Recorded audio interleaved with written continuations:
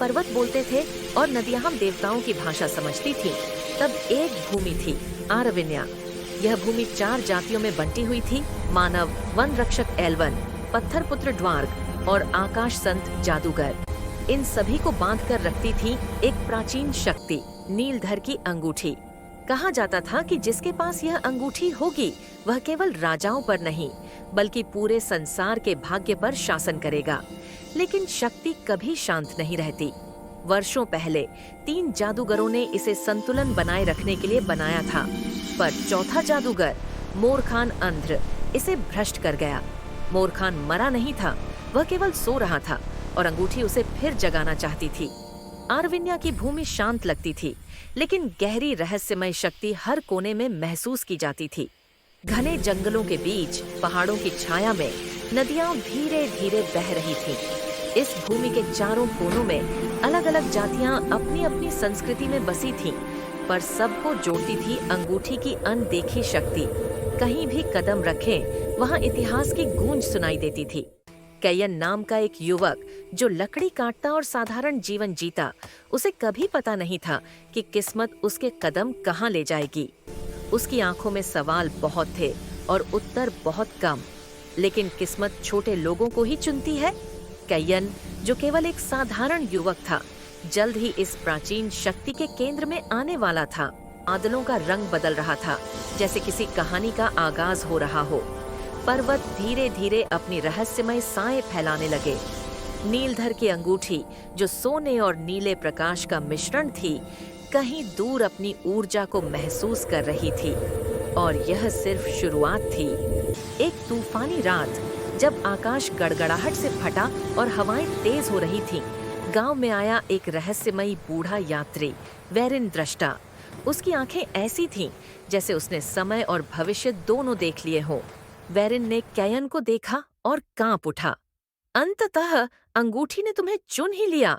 कैयन डर गया। मैं कुछ नहीं जानता बाबा। वेरिन ने अपने गले से एक पुरानी थैली निकाली। उसमें नीले प्रकाश से चमकती एक अंगूठी थी। वेरिन ने आग के पास बैठकर कहानी बतानी शुरू की। नीलधर की अंगूठी कभी 3 जादूगरों द्वारा बनाई गई थी ताकि संसार में संतुलन बना रहे, लेकिन चौथा जादूगर मोरखान अंध्र इसे भ्रष्ट कर गया और अब अंगूठी फिर से जाग रही थी। कैयन की हथेली में अंगूठी कांपने लगी। गांव के लोग सुनसान होते जा रहे थे। हवा में बिजली चमक रही थी और पेड़ों की पत्तियां हिल रही थीं। कैयन ने महसूस किया कि यह केवल उसकी कहानी नहीं थी, यह अब पूरी आरविन्या की कहानी थी और वह इसमें मुख्य पात्र बनने वाला था। कैयन ने पहली बार अपने भीतर का साहस महसूस किया। एक साधारण युवक अब ऐसे रहस्य में फंसने वाला था जिसका दायित्व उसके कंधों पर था, और उसकी यात्रा अब भी शुरू ही हुई थी। बाहर घोड़ों की टापों की आवाज सुनाई दी। छाया सवार मोरखान के सेवक केवल गंध से अंगूठी ढूंढते थे। वेरिन चिल्लाया, भागो कैयन, एल्मार अब सुरक्षित नहीं। गांव जलने लगा, लोग चीखने लगे।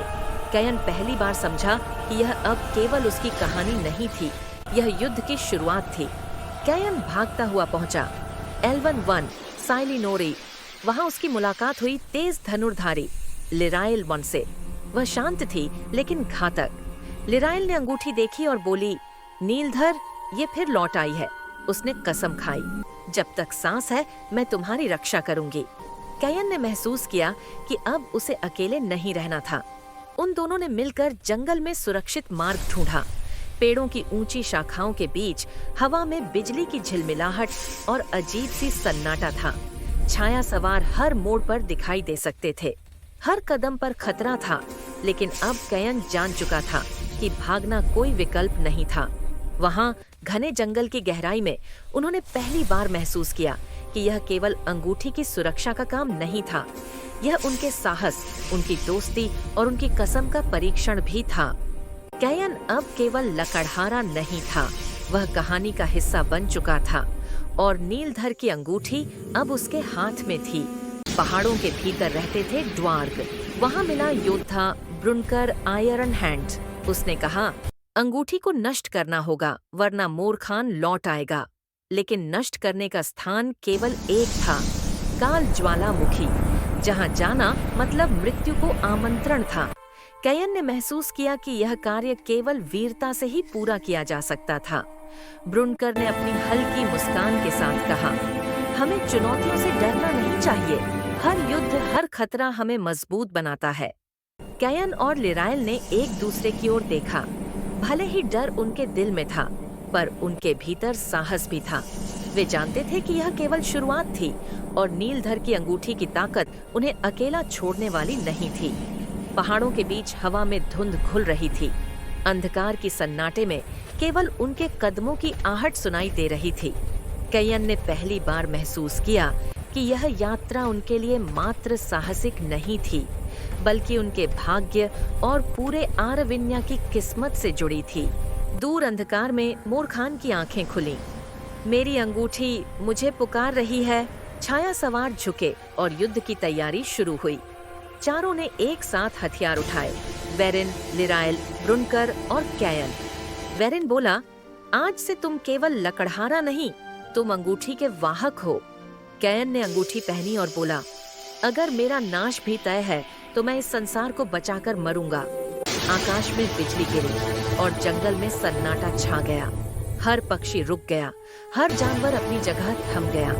नीलधर की अंगूठी अब पूरी तरह सक्रिय हो चुकी थी और उसकी चमक पूरे जंगल में फैल रही थी। कैयन, जो कभी केवल साधारण युवक था, अब एक महान साहसी के रूप में खड़ा था। उसकी यात्रा, उसका साहस और उसकी कसम, यही थी नीलधर की शपथ। और यह केवल शुरुआत थी।